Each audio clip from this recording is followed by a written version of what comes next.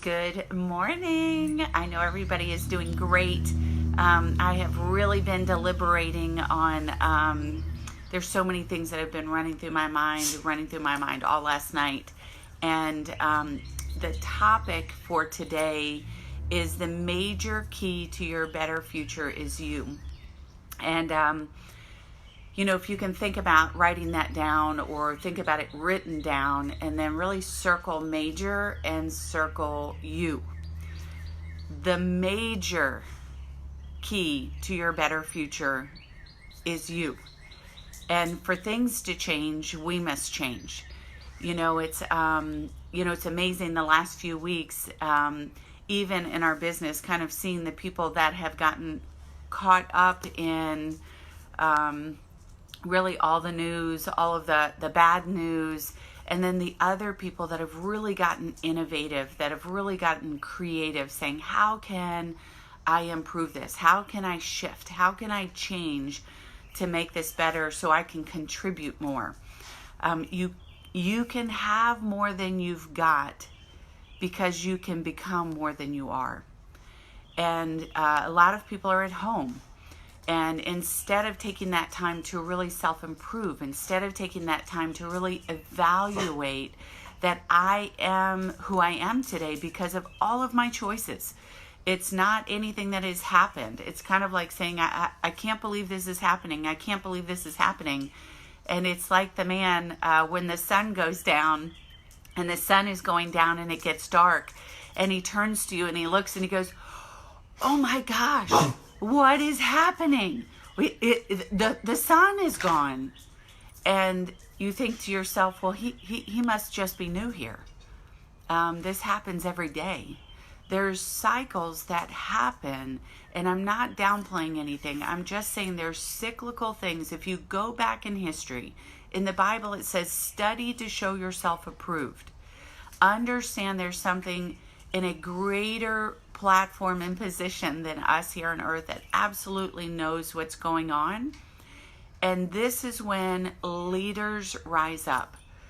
How is it during the Great Depression that there are some people that just absolutely made millions of dollars providing services, helping people, stepping into the gap, right? Like Nehemiah in the wall. Some people step into the gap and rebuild the wall, and some people watch it happen. And so I'm really going to encourage you guys to self-improve. I'm going to encourage you guys, unless you change how you are, you'll always come back to where you are. And I can't remember who said it, but they said if they took all the wealth of the world and they spread it amongst everyone, in a short period of time, the majority of the wealth would come back to the few because of the way they think. It's not a genetic code. I said this last week. If we take a piece of skin of everyone on the planet and we look at the cellular level, there's no difference at the cellular level. Protons, neutrons, electrons, nanotrons, quarks, whatever the smallest particle of matter is today, we're all made of the same stuff.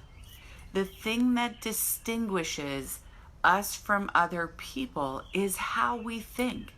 The majority of the wealth in the United States today is held in the hands of people that were not born in wealthy families. They did not come from wealth, but there was something inside that they fertilized, that they grew. A mentor came into their life. I said this yesterday, learners are earners. People that learn the most, people that read the most. I know I drive my husband crazy because I'm constantly playing self-improvement. I'm constantly listening to people that have what I want, whether it's spiritually, emotionally, in relationships, in leadership, in business, in wealth.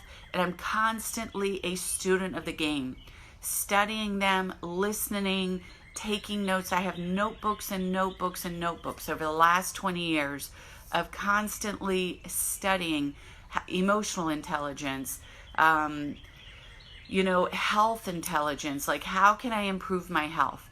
I think about, there was a book that I read. It was called Unbroken. And it was about this Air Force pilot and his airplane crashed, and he was out to sea for quite some time. He was caught by the enemy, and they tortured him for years. They poisoned him, they beat him, and all he could think of while he was in that concentration camp was, I can't wait to get home. I'm so excited. It's going to be so amazing when we get home. It's going to be phenomenal. And he lived through all of those diseases because his mind was so strong. His spirit and his will was so strong. You know, my mom said, I got exposed to the coronavirus. And so I'm self-contained. I'm staying in quarantined. And it's like, man, I'm stronger than that. Man, my health is stronger than that. You know what? I probably need to eat a little bit healthier. I probably need to exercise a little bit more, because survival of the fittest is the ones that are strongest mentally, that do the right things, that prepare financially, because there's economic cycles. Every 10 to 15 years, we see an economic downturn. Whether it was the tech bubble burst, whether it was 9/11, whether it was the mortgage and the real estate crisis. Now it's the coronavirus. We can go back to 1987. We can go back to 73, 74, the Arab oil embargo. I mean, there are so many things through history where we watch these swells and we watch these quells. We watch things rise and we watch them fall. And with each tragedy, with each pandemic, with each event that we go through, we're supposed to glean wisdom. How can I be better prepared? How can I be more healthy? And when it's my time to go, I refuse to live in fear. I continue to live in faith. There's a quote. Winston Churchill is just like, he's an amazing little fella. So here's one of his quotes. There comes a certain moment in everyone's life, a moment for which that person is born. That special opportunity, when he seizes it, will fulfill his mission, a mission for which he is uniquely qualified.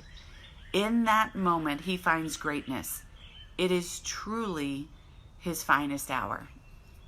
And I really believe there's leaders that are out there. There's leaders listening to this call right now that you know deep inside. Maybe you're the one that wakes up 3-4 times a night for years, knowing there's something more inside me, knowing there's greatness inside me.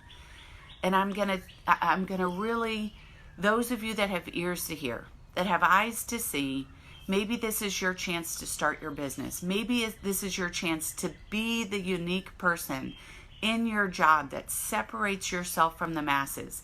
That's the lighthouse in the storm, that you rise up. That you rise up and pull that inner strength deep inside and go make an impact in our world, a positive impact, that we make this place better because we were on this planet, that this place doesn't have to get better because we're on this planet. So with that, I want to leave you with an amazing blessing, a hedge of protection around your mindset, that you become the greatness that's inside. I love you guys so much. Pray that you have an amazing, phenomenal Thursday, and we'll see you tomorrow. Love you.